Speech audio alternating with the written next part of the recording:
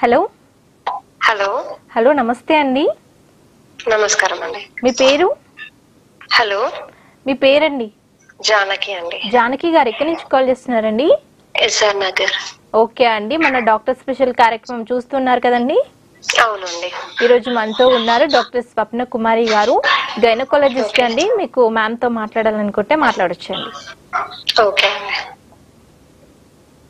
చెప్పమ్మా. Hi madam. Hi, చెప్పమ్మా. ఇది నాకు పాప బాబు ఇద్దరు, 7 years 4 years పాప అండ్ బాబు. ఫ్యామిలీ ప్లానింగ్ అయిపోయింది 2019 ఎండింగ్ లోనే అయిపోయింది. సో అప్పటి నుంచి కొంచెం వెయిట్ లాస్ అయిపోతున్నా. అది corona first and second dose తీసుకున్నాను. అప్పటి నుంచి పీరియడ్స్ మంత్లీ 2 times అవుతున్నా. ఐ మీన్ స్టార్టింగ్ మంత్ లో, ఎండింగ్ మంత్ లో. ఓకే, అంటే 15 days గ్యాప్ ఉంటుందా మీకు మధ్యలో? కరెక్ట్ 15 days or 18 days అంతే, అంతకు మించి ఉండట్లే. అవ్వడం ఫస్ట్ సెకండ్ డే హెవీగా అవుతుంది, third day normal, fourth day కి స్టాప్ అయిపోతుంది. ఓకే, ఇలా ఎన్ని మంత్స్ నుండి అవుతుంది మీకు? 3 years? ఒక 1 year నుంచి అవుతుంది. 1 year నుంచి అలా ఇరెగ్యులర్ గా, అంటే ఫ్రీక్వెంట్ పీరియడ్స్ ఉన్నాయి మీకు ఇప్పుడు? దానికి ముందు ఒక 6 months ఆగిపోయేది, ఒక 3 months ఆగిపోయేది, అట్లా అవుతుంది. కానీ ఇట్లా మంత్లీ ట్వైస్ అవ్వట్లేదు. ఈ 1 year నుంచి రెగ్యులర్ గా అవుతుంది.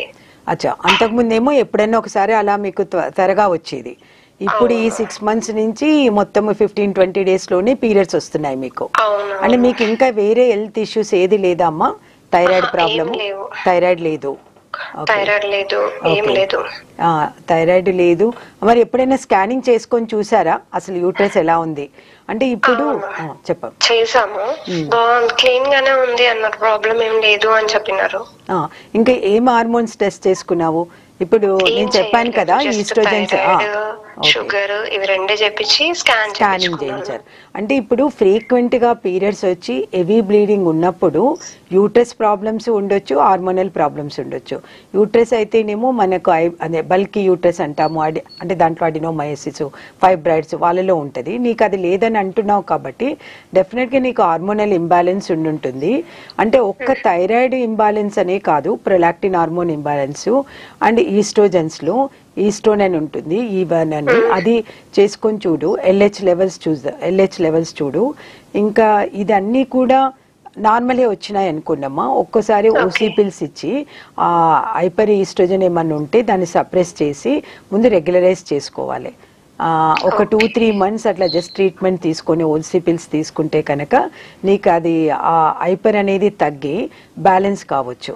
అన్ని రిపోర్ట్స్ నార్మల్ వచ్చినప్పుడు అంతగా వరి కావాల్సింది ఏం లేదు. సైకిల్ని కొంచెం రెగ్యులరైజ్ చేసేస్తే మళ్ళీ అదే ఆటోమేటిక్గా రెగ్యులరైజ్ అయిపోతాయి అన్నమాట. Okay madam.